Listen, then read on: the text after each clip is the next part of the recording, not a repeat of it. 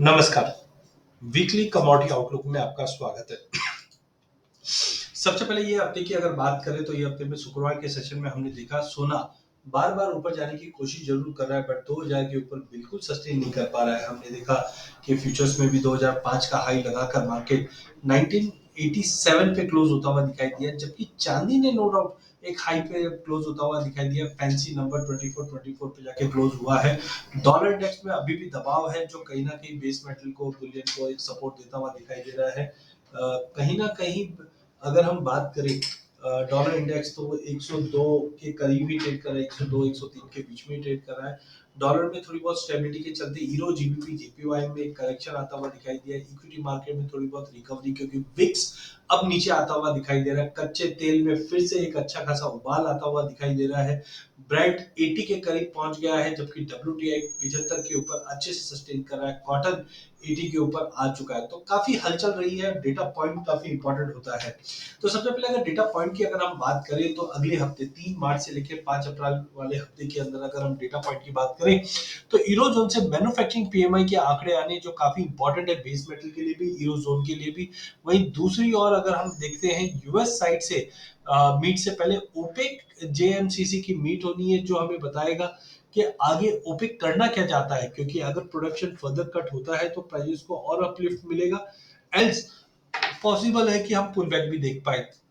वहीं दूसरी ओर यूएस से मैन्युफैक्चरिंग पीएमआई के आंकड़े आने जो इकोनॉमी का ओवरऑल एक आइडिया देता हुआ दिखाई देगा। मंगलवार के सेशन में भी अगर हम देखें तो जॉब ओपनिंग का डेटा, फैक्ट्री ऑर्डर्स का डेटा रहना है। बुधवार को यूरोजोन से सर्विस पीएमआई के आंकड़े आने और यूएस से एडीपी नॉन फार्म पेरोल का डेटा आना है, जो काफी इंपॉर्टेंट होता है आगे की रणनीति तैयार करने के लिए। ट्रेड बैलेंस के साथ साथ सर्विस पीएमआई के और कच्चे तेल के डेटा रहेंगे।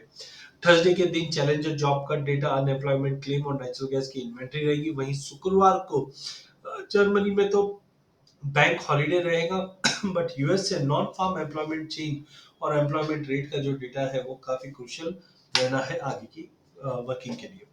वहीं अगर पिछले हफ्ते का अगर हम बात करें लेखा जोखा, तो कैसा रहा है? बुलडेक्स काफी शांत रहा है। मार्केट एक दायरे में ही ट्रेड करता हुआ दिखाई दिया। हाँ, वॉलिटिलिटी काफी थी। आप देख सकते हैं 15,930 का लो लगाने के बाद 16,623 का हाई भी लगता हुआ दिखाई दिया, बट मार्केट ऑलमोस्ट एक market is trading in a very narrow range. वहीं अगर सोने और चांदी की अगर बात करें, तो कहीं ना कहीं गोल्ड में आधे परसेंट की तेजी आती हुई दिखी, जो हमने फ्रेश बाइंग के चलते प्राइजेस को लगभग 59,600 के करीब क्लोज होता हुआ दिखाई दिया। जून महीने में 60,000 के ऊपर गया जरूर था, बट सस्टेन नहीं कर पाया। वहीं अगर हम चांदी की अगर बात करें, चांदी में लगभग 2.5% की तेजी दिखाते हुए दिखाई दी, जो दिखाता है कि गोल्ड सिल्वर रेशियो में हम गिरावट देख पा रहे हैं। और जब भी ऐसी गिरावट आती है तो चांदी सोने के मुकाबले ज्यादा आउट परफॉर्म करते हैं। दोनों में ही फ्रेश बाइंग है, बट कोई भी ऐसे बड़े ट्रिगर नहीं है जो इस लेवल्स पे प्राइस को सपोर्ट कर पाए। तो थोड़ी ट्रिगर्स पे नजर रखिए, बिकॉज अनलेस अनटिल ट्रिगर नहीं रहा तो पॉसिबल हम एक पुल बैक वापस देख पाए, खास करके गोल्ड सिल्वर में। बिकॉज 60,000 का और 73,000 का की रेजिस्टेंट प्राइजेस पे बना हुआ है। वहीं कच्चे तेल की बात करें तो शॉर्ट कवरिंग के चलते प्राइजेस ने 5700 से 6200 तक की एक बड़ी छलांग लगाता हुआ दिखाई दिया। पूरे कमोडिटी पैक में 8% का बड़ा तेजी हमने आते हुए देखी है। एज ऑफ नाउ फंडामेंटल काफी मजबूत दिखाई दे रहे हैं। वॉल्यूम्स में थोड़े बहुत ड्रॉप जरूर हुए हैं, बट ओपन इंटरेस्ट में काफी अच्छा एक हमने शॉर्ट कवर होते हुए देखा, जो प्राइस को सपोर्ट देता हुआ दिखाई देगा। अगले हफ्ते में भी नेचुरल गैस में भी धीरे धीरे फ्रेश बाइंग आ रही है। 165 के करीब मार्केट कंसोलिडेट करके निकलने की कोशिश कर रहा है। फ्रेश बाइंग दिखाई दे रहा है। एंड डाउन साइड में भी अगर हम देखें तो मार्केट में टेक्निकली भी मार्केट थोड़ा सा सपोर्टिव है। आरएसआई 32 पे है। इन सबको मिलाते हुए मुझे लगता है कि एनर्जी पैक अगले हफ्ते के लिए काफी क्रूशियल रहना है। वहीं पूरे बेस मेटल में मिला जुला असर रहा है, जहां पे कॉपर में हमने 0.5% की गिरावट देखी, जिंक में 1.25% की तेजी, एल्यूमिनियम 3.5% की बड़ी तेजी करता हुआ दिखाई दिया, जबकि लेड फ्लैट टू पॉजिटिव रहा है। बट कहीं ना कहीं पूरे बेस मेटल के अंदर फ्रेश बाइंग आते हुए दिखाई दे रही है, कॉपर को छोड़ के। बिकॉज कॉपर में जो जंप आया भी है, तो पहले भी हमने देखा 785 790 795 के जो जोन है वो इंपॉर्टेंट हर्डल जोन है। अनलेस अनटिल मार्केट ये जोन को तोड़ता नहीं है, हाई पॉसिबिलिटी मार्केट कंसोलिडेशन में यह गिरावट ला सकता है। वहीं दूसरी ओर एग्री कमोडिटी की अगर बात करें तो काफी मिला जुला इसमें भी ट्रेड रहा, जहाँ पे कैस्टर में 2.5% की गिरावट थी, हल्दी फ्लैट टू नेगेटिव था, धनिया के अंदर 5% की बड़ी गिरावट थी, जबकि अदर कमोडिटीज के अंदर तेजी थी। तो सबसे पहले कैस्टर की बात करें तो फंडामेंटल मार्केट कहीं ना कहीं कुछ रेंज में ही ट्रेड कर रहा है, बिकॉज डिमांड कंसर्न मार्केट में कंटिन्यू बनी हुई है, जिसके चलते प्राइजेस के अंदर अपसाइड जो आना था वो अब रुकता हुआ दिखाई दे रहा है। टाइमिंग हमें लगता है अपसाइड के अंदर प्राइजेस 6400 के ऊपर नहीं जाएगा, 6100 के नीचे नहीं जाएगा, एक दायरे में ट्रेड करता हुआ दिखाई देगा। आरएसआई पे नजर रखिए, अभी भी 23 पे है, जो कहीं ना कहीं संकेत देता है कि प्राइजेस के अंदर कहीं ना कहीं सपोर्टेड रहेगा, बट कहीं ना कहीं अराइवल प्रेशर के चलते अपसाइड लिमिटेड रहने की उम्मीद है। तो हायर साइड के अंदर हमें लगता है प्राइजेस 6400 के ऊपर सस्टेन नहीं करेगा, ना ही 6100 के नीचे जाएगा। वहीं मसालों के अंदर बात करें तो मिला जुला ट्रेड था, धनिया में गिरावट कंटिन्यू चल रही है, जीरा काफी स्ट्रांग है, हल्दी में भी गिरावट कंटिन्यू चल रही है लॉन्ग लिक्विडेशन के चलते। बट टेक्निकली अगर हम देखें तो धनिया आप देखिए आरएसआई 20 पे आ चुकी है, जो सीवियरली ओवरसोल्ड जोन में जा चुका है, तो करंट लेवल पे शॉर्ट एडवाइजेबल नहीं है। डाउन साइड में 6500 के सपोर्ट है, जो काफी क्रुशियल सपोर्ट के रूप में निकलते हुए आएंगे, जबकि जीरे के अंदर आरएसआई अभी भी 64 पे है और ट्रेंड अभी भी पॉजिटिव है। ध्यान रखिए अगर 36,000 का लेवल तोड़ के होल्ड करता है तो 37,500 की इमीडिएट टारगेट हम देख पाएंगे। वहीं दूसरी ओर अगर हम हल्दी की बात करें तो टेक्निकली ओवरसोल्ड जोन में जाता हुआ दिखाई दे रहा है, ये काउंटर भी अराइवल्स में बीच में डिले होने की उम्मीद है, जिसका वजह से प्राइसेस को सपोर्ट मिलेगा। साइकोलॉजिकली 7,000 का लेवल जब तक ब्रेक नहीं करता है, 6600 से 7,000 के बीच में ही मार्केट मूव करता हुआ दिखाई देगा। गवार कॉम्प्लेक्स के अंदर slowly and steadily market short covering में जाता हुआ दिखाई दे रहा है। 5850 तक का लेवल हम अगले हफ्ते देख पाएंगे, जबकि 12,200 तक का लेवल गवार गम में देख पाएंगे। मेंथा ऑयल में भी फ्रेश बाइंग दिख रही है, एरिया अंडर कल्टीवेशन में काफी बड़ा ड्रॉप रहने की उम्मीद है, जिसकी वजह से मेंथा को सपोर्ट मिलता हुआ दिखाई देगा। कॉटन सीड ऑयल किक में जो उम्मीद थी मार्केट में तेजी की वो आ चुकी है। अगले हफ्ते अराइवल्स अगर इनलाइन आना चालू हो जाएंगे तो प्राइस में फिर से दबाव बनेगा, बट 2850 इज फेयर प्राइस के, यहाँ से मार्केट में दबाव बनना चाहिए। थोड़ा संभल के ट्रेड कीजिए, अगर अराइवल वेदर इनमें अगर डिस्टर्बेंस रहा तो कंटिन्यू रह सकता है, बट कॉशियस रह के काम करना जरूरत है कपास में और कॉटन सीड ऑयल केक के अंदर।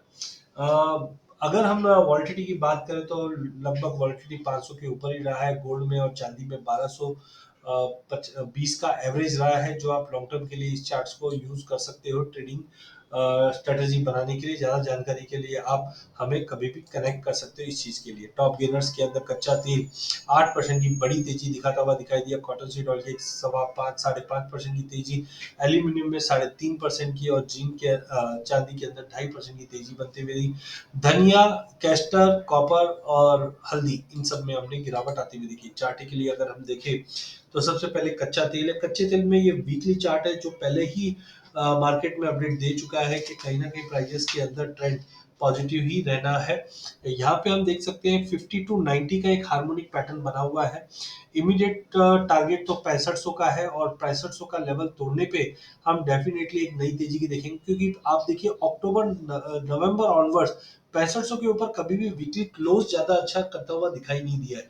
तो वंस एक बार अगर 6500 के ऊपर नीचे निकल जाता है तो डेफिनेटली हम एक नई तेजी देख पाएंगे, अदरवाइज मार्केट एक दायरे में ही ट्रेड करता हुआ दिखाई दे सकता है। ओवरऑल स्ट्रक्चर बुलिश है काफी, जो 6500 का टारगेट अगले हफ्ता 15 दिन में दिखा सकता है, या अगर हम अप्रैल मंथ की बात करें तो वहां पे मिल सकती है।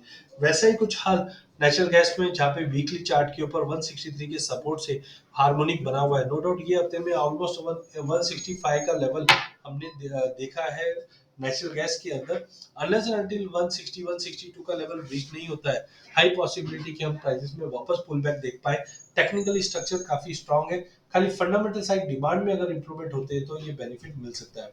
एल्यूमिनियम में अच्छी खासी रैली अब मिली है, बट कहीं ना कहीं प्राइसेस के अंदर हार्मोनिक पैटर्न बना हुआ है जो अपसाइड को कैप करता है। जब तक प्राइस 211 के ऊपर क्लोज नहीं करता है, ट्रेंड रेंज में रहेगा। एक बार अगर 211 के ऊपर निकलता है तो डेफिनेटली एक अच्छा रनअप बनेगा, अदरवाइज मार्केट 205 से लेकर 210 के बीच में ही ट्रेड करता हुआ दिखाई देगा। कपास के अंदर हार्मोनिक बना हुआ है, but fundamental side as of now कोई इतने बड़े स्ट्रांग नहीं है, बट हाँ करंट लेवल से शॉर्ट नहीं करना चाहिए, मार्केट के अंदर एक बाउंस पॉसिबल है। वहीं अगर चार्ट पैटर्न्स की अगर बात करें तो चार्ट पैटर्न में सबसे पहले एमसीएक्स बुलडेक्स है, जहां पे हमने देखा है कप एंड हैंडल फॉर्मेशन है लॉन्ग टर्म के लिए, जो दर्शाता है कि अगर ब्रेकआउट हुआ 16,400 के ऊपर निकलता है तो एक बड़ी तेजी के लिए ये तैयारी कर रहा है। स्ट्रक्चर वाइज काफी बुलिश है। टेक्निकल थोड़ा पुल बैक आ सकता है छोटे टाइम फ्रेम के हिसाब से, बट लॉन्ग टर्म अभी भी स्ट्रांग है। वहीं गोल्ड में भी अगर हम देखें तो एक ब्रेकआउट आ चुका है असेंडिंग ट्रायंगुलर पैटर्न का, बट थोड़ा पुल बैक पॉसिबल है मार्केट में, बिकॉज कोई नई ट्रिगर नहीं है जो 60,000 60,500 का लेवल तोड़ के होल्ड कर जाए। तो पॉसिबल है मार्केट में एक बार अच्छा खासा पुल बैक आए, उस पुल बैक पे फिर से हम लेके चलेंगे। चांदी में भी सेम ऐसा ही हाल है कि रेजिस्टेंट के नीचे ही ट्रेड कर रहा है।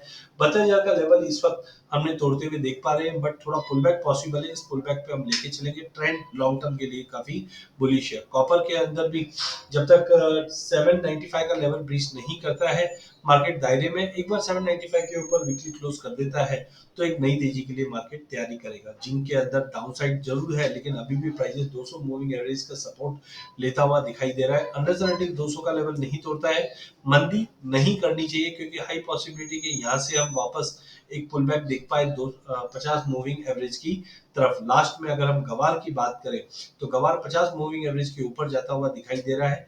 5850 का लेवल तोड़ने पे हम 6100 तक का भी लेवल देख पाएंगे। कॉटन सीड ऑयल के अंदर पैटर्न तो अच्छा बना है, बट फंडामेंटल साइड ज्यादा सपोर्टिव नहीं दिखाई दे रहा है मार्केट में। अगर प्राइसेस ने 2800 के 5800 के नीचे सॉरी माफ कीजिए 2800 के नीचे अगर कंटिन्यू होल्ड कर जाता है तो पुल बैक पॉसिबल है, बट टेक्निकली अच्छा है, बट फंडामेंटली अभी तक सपोर्ट नहीं है। एंड जीरे के अंदर भी रेजिस्टेंट लाइन है वो 38,000 के करीब का बन रहा है, बट फंडामेंटल काफी मजबूत है जो जीरे को सपोर्ट देता हुआ दिखाई देगा।